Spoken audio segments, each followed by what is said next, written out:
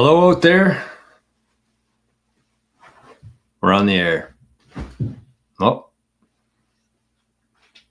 Arnie's fired up.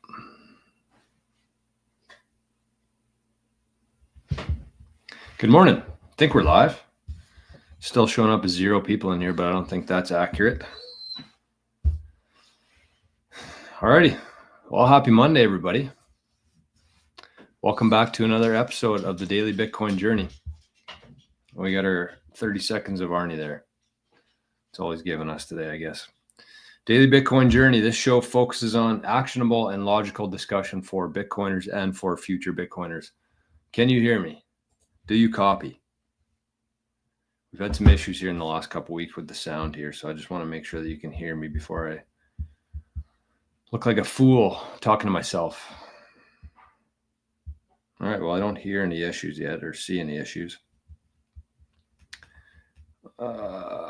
We are good. All right. Well, we got a good show today. How could we not have a good show today? Oh, Letha, look at this. We got Zapstream. We got our goal over there for 7K for 7K. Looks like Wallet of Satoshi is over in Zapstream today. Is that legit? I don't know. Wallet of Satoshi, you there? Anyways, we hit 7,000 subscribers over the weekend last night. We're growing. We're going up with the price of Bitcoin, it seems, which is kind of cool. It's good to see.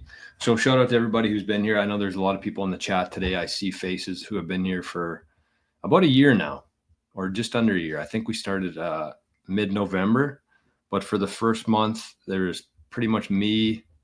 Maybe Rick was in the chat. That was about it. Maybe Anarcho was around. I don't know. Anyways, so that's the goal today. We got Arnie's Zapstream right here. We're trying to hit 7K. I think it's doable. So if you send a Zap to this QR code right here, it shows up right in front of us. We got Letha with 420, and we got Sunshine with 420 as well. Thank you, Letha. Thank you, Sunshine. All right, we got Zane in the house. Good morning, Zane. Timber Crasher. Keep stacking those sats, you absolute legends. Laurie says, I think these next 2 weeks are going to be insane and euphoric. I would agree with that. I would agree strongly. But if you think these next 2 weeks are going to be insane and euphoric, wait till you see these next 2 years. Wait till you see these next 2 decades. Ginger, good morning. Most people, Timber Crasher says, most people never own one whole Bitcoin. That is the absolute truth.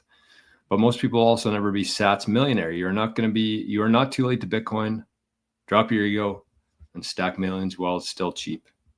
It's somewhat cheap. I wouldn't say it's cheap. Getting pretty pricey. Morning, Anarcho.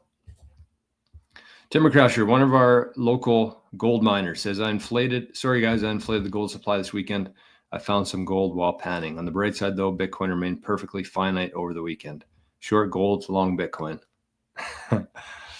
Oh, I posted a video. I think it was probably my most viral video that we've had on the channel so far.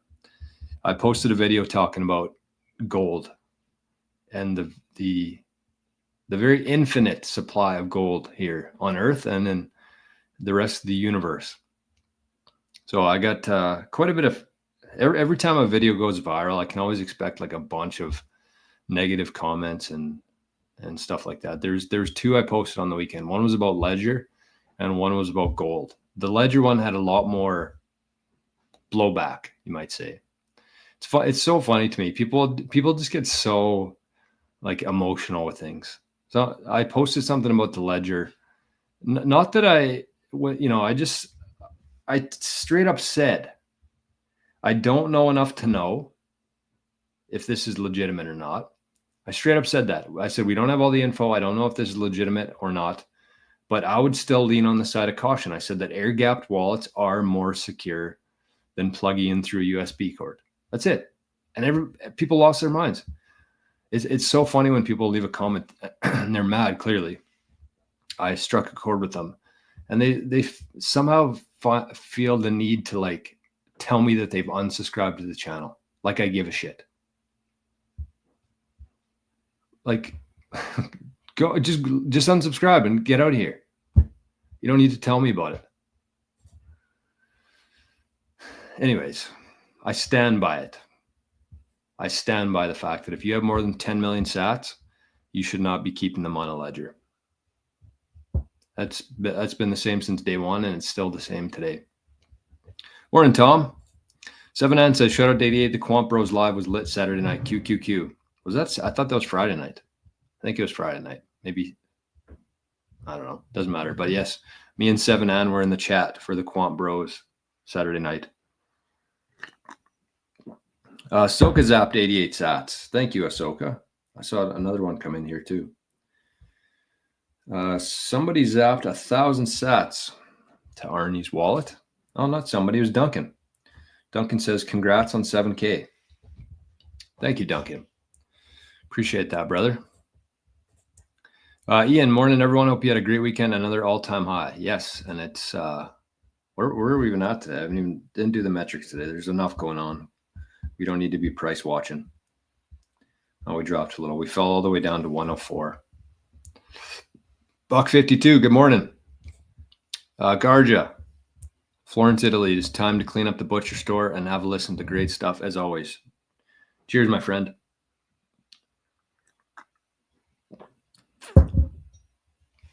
All right, let's keep it rolling here. What else we got? Who else is in the chat here this morning? There's a lot of people. 60 people. How are we doing for likes? I'm gonna get ahead of Rick here. How are we doing? We got about half. Half the folks have hit the like button. Have gone out of their way. Have gone out of their way to press the like button. Duncan, good morning. Jay, good to see you. Rick Costa, our guy, smash the like yet? It's a good question. Ask yourself that. MicroStrategy going up, is it? I'm guessing. I figured it would. We got MicroStrategy Monday today. I got a special one. I got a couple things I want to talk about with MicroStrategy Monday. Actually, today's show is going to be more about MicroStrategy than Bitcoin, which I don't necessarily love, but there's a couple things, important things that obviously relate to Bitcoin, but we're going to talk about it in the lens of MicroStrategy. All right, I saw another zap come in here. I love this thing. It just lights up green. We get 500 sats with a little dog emoji for Arnie. So thank you. Mert's in the house. Good morning, Mert. Killer, Bunny, and Aaron from Nova Scotia. Right on. Love that. I love Nova Scotia. Love the East Coast. PEI, Nova Scotia, New Brunswick. Got to get to Newfoundland. That's my next stop. Sam's in the chat. Good morning, Sam. Drew says, hey, Drew, are you aware of any reputable custody options in Canada that offer insurance? Like Bitcoin insurance? I don't think so. Definitely an opportunity there. I'm kind of sniffing around a little bit in that. My brother is actually in insurance. He's a part owner of an insurance company. So I'm getting him. He's a Bitcoiner too, not obviously this level of having a YouTube channel. But yeah, I don't know. I got a couple. Drew, I haven't really talked a whole lot about this yet on the channel, but it is something I'm going to be talking more and more about in the next couple months. But we do now have a custody option, not just for Canadians, but for all Bitcoiners. And we've been kind of looking around at our competitors and what they're charging. And I think that there's a really big opportunity for us to provide just as much security, if not more, with a certain protocol that we're using for custody and inheritance stuff, and do it for significantly less money. So it looks like, from what I've seen and heard, a lot of these collaborative custodies are charging about 1% a year to hold on to that, which I think is insane. So we have a custody and inheritance protocol that's being built out right now. It's already done. It's ready to go. There's already a couple people who have gone through like what would you call it? I don't know. I can't think of the word. The trial run. So if you're into that, if you're interested in just learning a little bit more about it and how it all works and how it would benefit your setup, then just shoot me an email. and we'll have a chat and go through it. 9 o'clock.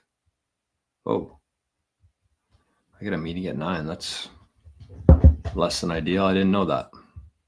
Guess I should check my calendar before the show starts. Okay, well, we're not going to get through the comments today, it looks like. Unfortunately. Whoa, I didn't see this. Freeland just resigned.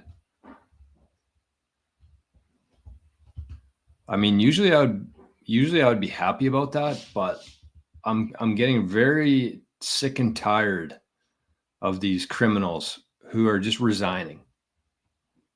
And then that's it. They do all this damage to whatever country they're in, Canada in this case, and then they just resign. I don't want people to resign. I want these people in handcuffs, because treason is a serious offense. And I saw one of the other ministers within the Liberal Party resigned yesterday. Oh, that makes me sick. That makes me sick. Anyways, okay, well, we have so much news. We don't have a whole lot of time. So let's keep this train rolling here. Wow. That's wild. Okay. So a couple of huge things today. Huge things. Obviously, we hit the all-time high last night. What was it, 106 something? I think 106 was the highest. I don't think we got to 107. Did we? I don't think so. We only got to 106. Yeah, 106, 352. That's what I got here. So we hit the all-time high. We have an all-time high in hash rate right now. I'm just going to take a really quick look at the mempool here and show you what's going on. Bitcoin is just absolutely insane right now. Insane. So we're currently, we crossed another 1,000 blocks here. We're at 875,017. And we had another upwards adjustment in hash in the difficulty adjustment. So that's at least 5 or 6 upwards adjustments in a row for the hash. We hit an all-time high in hash, which in my opinion is the most important metric in Bitcoin. Look at this difficulty adjustment. It's just been ever since October. 1, 2, 3, 4, 5, 6 in a row. That is very, very, very important. If you don't know much about the difficulty adjustment, I would strongly suggest you take some time and educate yourself on it. It is one of the most important aspects of Bitcoin. So great news all around. Hey, Harish. Hello, sir. I'm new to your channel. Welcome. Welcome, welcome, welcome. Hey, Mr. Yolfang. I recognize that face, that name. Good morning. Phil says, love your thoughts, insights. Phil from the UK. Good morning, Phil. Good morning, Byron. Good morning, everybody. So we got a new all-time high price. We got a new all-time high in the energy going into the Bitcoin network, also known as hash rate. The euro, we hit 100,000 for the first time in euros yesterday. QQQ announcement on Friday from MicroStrategy, massive news. The FASB today. So that's what we're going to spend some time talking about today. We're going to talk about MicroStrategy, the FASB. I got a little spreadsheet and the QQQ and a few more things here. So let's start with the FASB stuff, because this goes into effect today, right? And I know that most people don't really understand what's happening with the FASB stuff and how big of impact it's going to have on MicroStrategy and Bitcoin overall.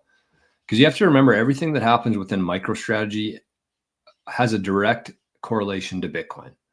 And I'm going to talk about some big players and big banks who have been absolutely aping into MicroStrategy. And the reason they're doing that is because they can't actually hold Bitcoin themselves.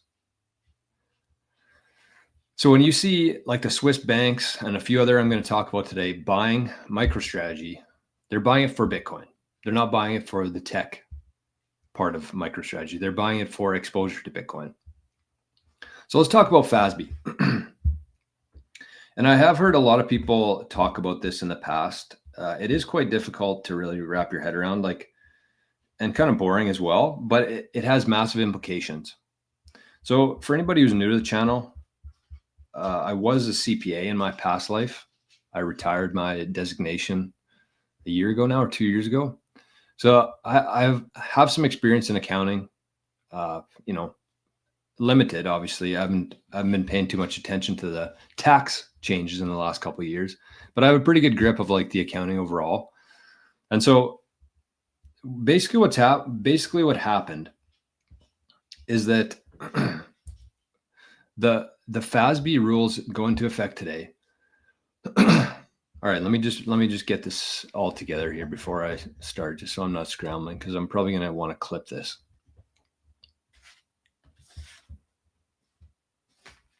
All right. So the first part of MicroStrategy Monday today, what we're going to be talking about is the FASB laws that changed today. They updated today, much more favorable for MicroStrategy and any other public companies who are holding Bitcoin on their balance sheet. And so up until today, these rules were not only not fair, they were insane.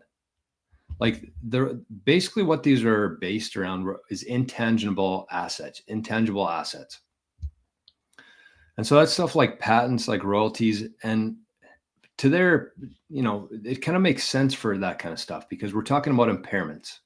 So I'm going to talk about this stuff, and then hopefully once we look at this spreadsheet, you can have a better understanding of what exactly is happening here. So essentially up until today, Bitcoin was recorded for any public companies who held Bitcoin on their balance sheet. They had to hold it at their cost base. So whatever they paid for that. So let's say that a company bought back when it was $20,000 and it's now worth $100,000 today. They had to record it at 20,000 at their initial cost.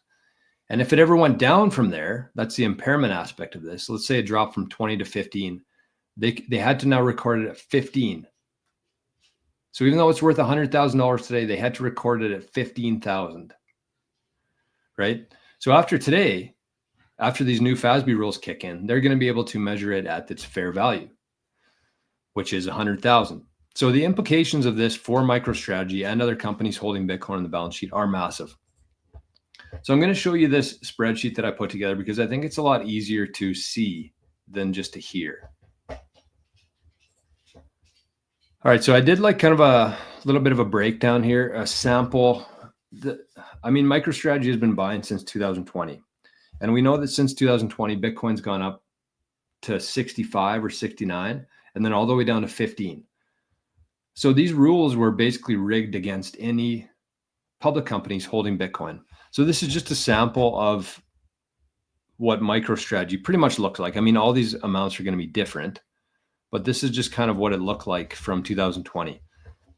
So you can see all these buys here. These are completely imaginary numbers. I just made these up this morning when I was doing this. So they bought 200 Bitcoin at 20,000 for a cost of 4 million. Total value 4 million. Next year they buy 100 Bitcoin at a price of 40,000. Their cost is 4 million again, and now the total value is 12 million because it's now worth 40,000 per Bitcoin. And then they buy more, and then you can see here this is kind of exactly what happened back in 2022 when it dropped down to 15,000. So that's kind of where everything changed. So they're recording it at their cost base up until then. And then you can see that they have this big impairment loss here because it went from 60 down to 15. And so they had to record that impairment loss on their income statement. So not only do they have to record the impairment loss on their income statement, but they also have to mark down their Bitcoin to the adjusted value after it went down. Record the impairment. So you can see what this looks like here. And then of course I went back up to 100, started going to 35, 50, 100 for a total value today with all their Bitcoin, 1,150 Bitcoin at $100,000 per Bitcoin for $115 million. So that's kind of just a company. This isn't MicroStrategy. This is just a completely imaginary company. But this is what it maybe looked like from 2021 till today. So let's see what this looked like pre-FASB, pre-rule change today. So their cost base, you can see here is this 33. This is how much they paid. That's their cost.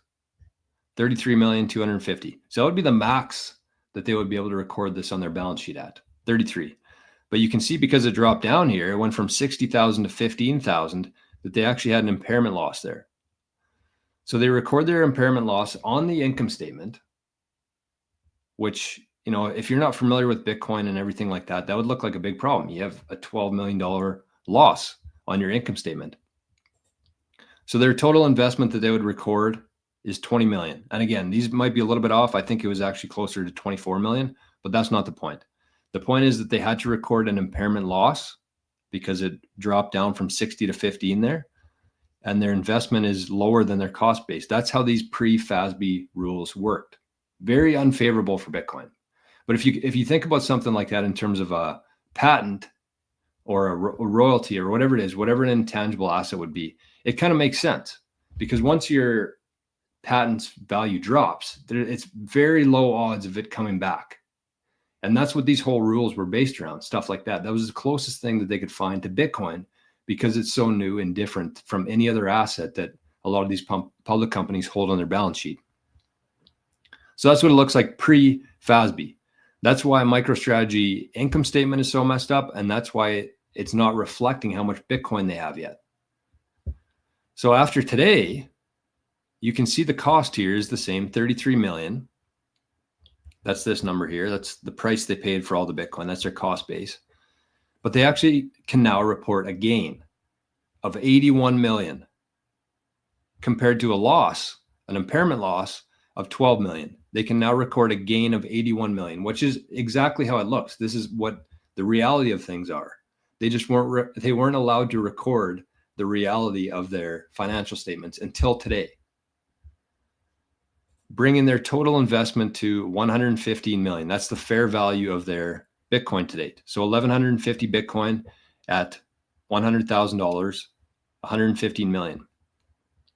So again, just to compare the two, before today, this company would have an impairment loss of 12 million on their income statement and a investment in Bitcoin of 20 million. After today, they'll now have an $81 million gain and a $115 million Bitcoin investment on their balance sheet.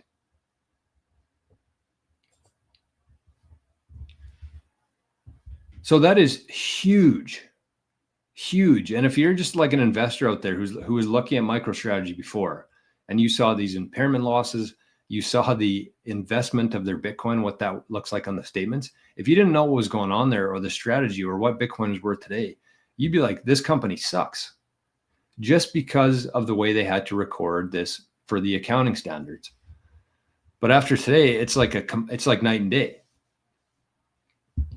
So you combine that with the QQQ index getting in, and I want to share a quick video here. I think we're going to run out of time today, but I want to share a quick video here. I'm kind of panicky today. I didn't know that I had a meeting in 17 minutes today. It's okay. We'll get through it.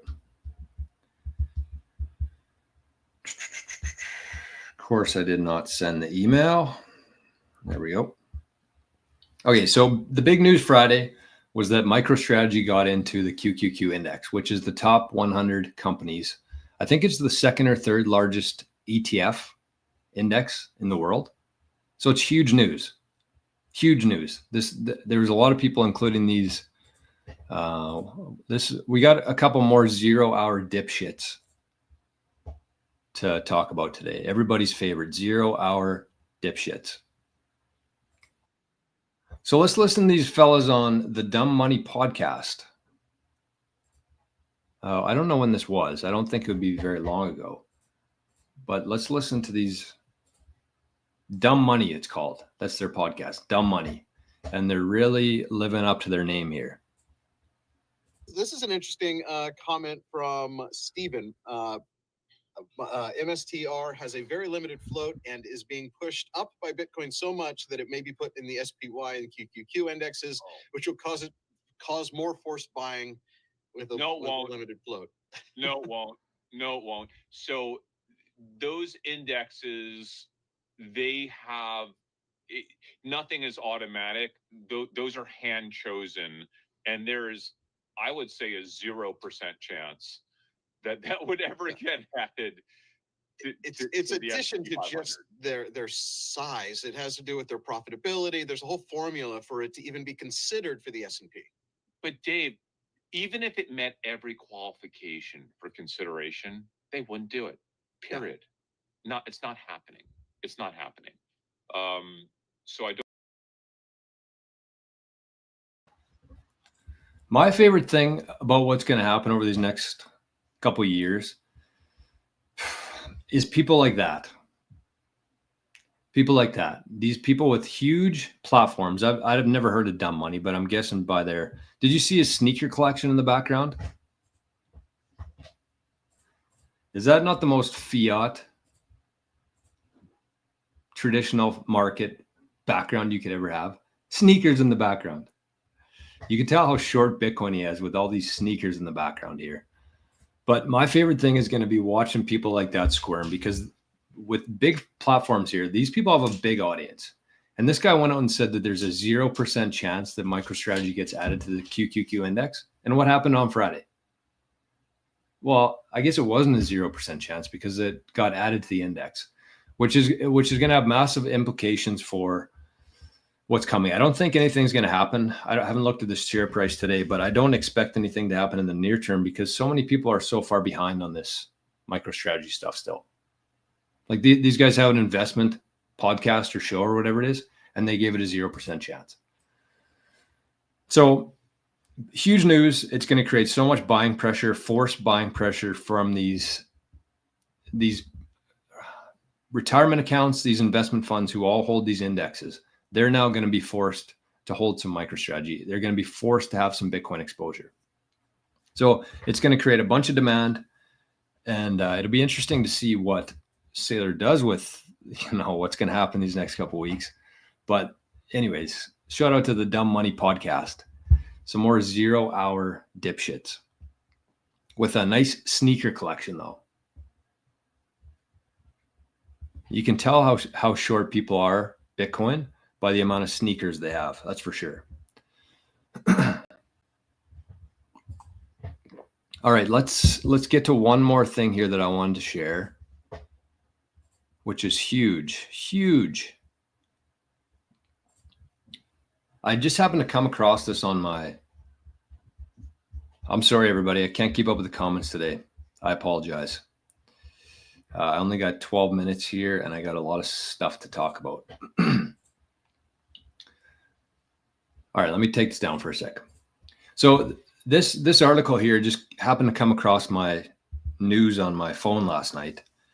And it said National Bank of Canada FI purchases 18,000 shares of MicroStrategy. And so that immediately caught my attention. I knew that banks had been buying Bitcoin or buying MicroStrategy or buying Bitcoin ETFs. But it hit home for me when I saw the National Bank of Canada purchasing 18,000 shares of MicroStrategy. So I'm going to show you this article. I'm going to tell you some of the big banks who have been buying MicroStrategy this quarter. And then we're going to talk about what that means for Bitcoin, for the market, and for people like us. So let's bring this up. So it says National Bank of Canada FI purchases 18,000 shares of MicroStrategy Incorporated. And it goes on to get out of here. Goes on to talk about National Bank and a few other ones. So let me read these out loud for you here. These are all within the article, but I figured I would just write them down. So National Bank of Canada FI now holds 39,000 shares, up 746% from the last quarter. UBS Asset Management, 639,000 shares in MicroStrategy, up 971% from last quarter. Charles Schwab Investment Management, 664,000 shares, up 587% from last quarter. Swiss National Bank, 468,000 shares, up 904% from last quarter. Sumitomo Mitsui Trust, 343,000 shares, up 1,077% from last quarter. And the international, this one's massive. And the International Assets Investment Management LLC now holds 238,000 shares, up 224,965%. So I'm guessing they had like 50 shares of MicroStrategy before this quarter, and now they have 238,000 shares in MicroStrategy. So what does this mean? I mean, it kind of sucks, honestly. It kind of sucks. I don't love this. I don't love that these big banks, these trusts are buying so much MicroStrategy, because you know what's happening here? The transition is happening. And these banks, I don't know if they're aware that they just can't stop Bitcoin now, so they're going to be forced to embrace it, or if this was the plan all along. But what's happening is all of these huge banks and investment firms and funds, they're all buying Bitcoin behind the scenes, behind the curtain. Meanwhile, the average person is not. And we had 15 years. We had 15 years to front run this thing and to get ahead of the banks and to try to take back some of this wealth. And it's all happening. It's all going back to where it was from. All this capital, I think I saw somebody said $900 trillion in worldwide assets.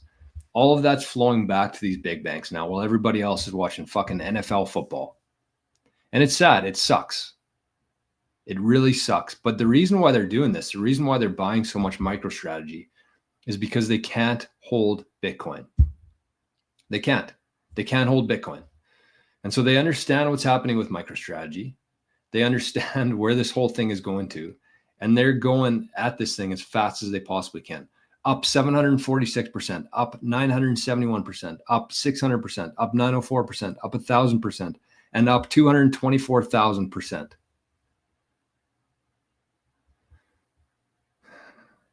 Meanwhile, people like us, the average person, is completely asleep. Their financial advisor doesn't even know what MicroStrategy is. Their financial advisor is still telling people that Bitcoin is a Ponzi scheme. Only buy as much as you can afford to lose. That's what is being advised to the average person right now. It's sickening, truly sickening. But there's nothing that we can do about it. There's nothing that we can do about it other than understand where we are, understand what's happening here, and do everything that we possibly can to get as much Bitcoin as we can. As much Bitcoin as we can. And, you know, everybody's in a different spot. I understand that financially. But when you understand the reason why these big banks and investment firms are buying so much MicroStrategy, is because that's the only way that they can get exposure to Bitcoin. The only way. So I don't know.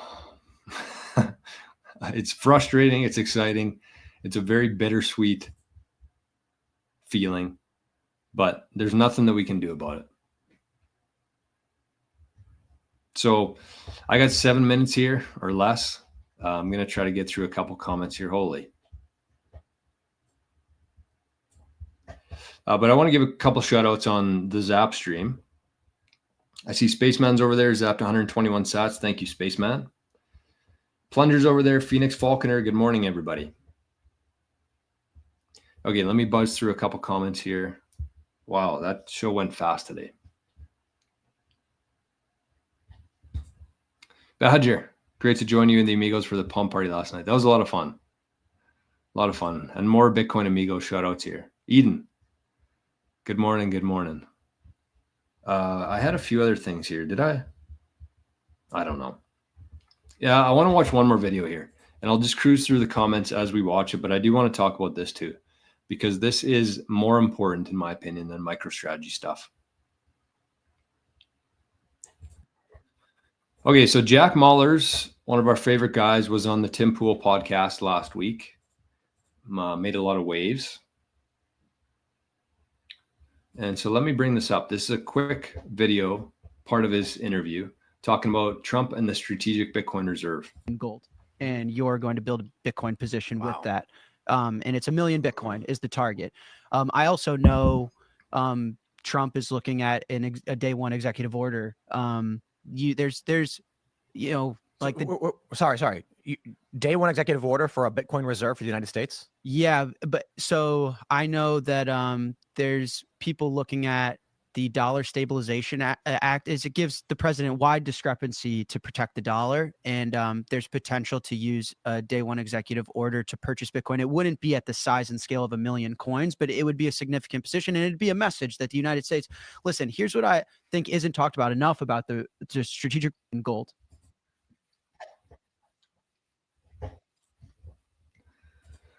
Was that even on the screen?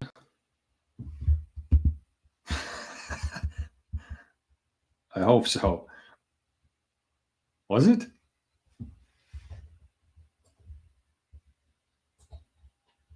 Okay, yeah, I think it was. I don't see any comments in there. So I've been saying this for a very long time now. Ever since Trump has been talking about the strategic Bitcoin reserve, since Cynthia Lummis has been talking about their bill, I said there's no chance that Trump waits until June, July, August next year for this thing to go through Congress. He's going to do it day one or the first week. And the reason I think that is because Trump is a businessman. He understands markets probably better than, I don't know, 99.99999% of the world. So he understands the implications of showing his hand and what that means. We already see all these banks buying MicroStrategy because they know what's coming here. And I hear people talk about it like there's this big question mark around whether Trump will do this executive order or not. And it's like, I would give it over 90% chance. Polymarket says about 40%. If you ask the average person, just like the 0 hours dipshit on the Dumb Money podcast, they would say around 5% maybe. I'm saying 90% because it has to happen. Otherwise, they're going to lose so much ground here. And Trump is not an idiot. Contrary to what the media will tell you, Trump is a very intelligent person, especially in markets and finance. So that's going to happen in less than a month from now. And it's like, it just blows my mind how people like the Dumb Money and your average person, they need to wait until things actually happen. They don't have any sort of foresight or vision and common sense and logic of what's going to happen here. They have to wait for their TV to tell them that something happened. It's like the QQQ thing. It was very obvious that it was going to happen to anybody who's paying attention. And then everybody's all surprised. The market wasn't priced in at all because nobody expected it to happen because they're waiting for the announcement first. And I think it's going to be the exact same with Bitcoin and with Trump. Everybody's going to wait until it actually happens. And they're going to say, holy shit, I got to get some Bitcoin. Whereas if you just have been paying attention at all and use common sense and logic and look at this thing objectively, you know what's going to happen here. So that's where this whole opportunity with everything comes in. If you can have the vision, the foresight, and try to make sense of things by connecting dots, you have such a huge advantage over 99% of the people and the financial advisors and the investment funds. Wow, that was a wild show today.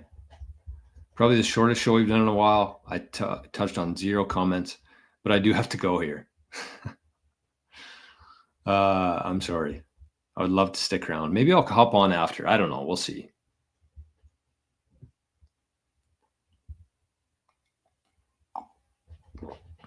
I might do another show today because 39 minutes on what's happening today is not enough.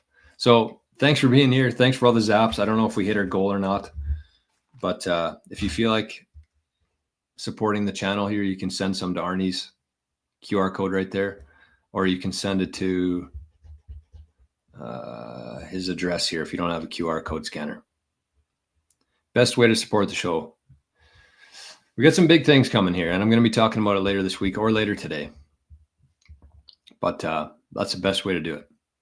So, sorry, we have a record amount of people in here, and I got to cut her short, but that's life. So have yourselves an amazing Monday. Maybe we'll talk to you in a bit. Maybe not. Maybe we'll do a part 2 a days. But either way, Have a great day, and we'll talk to you very soon. Bye-bye.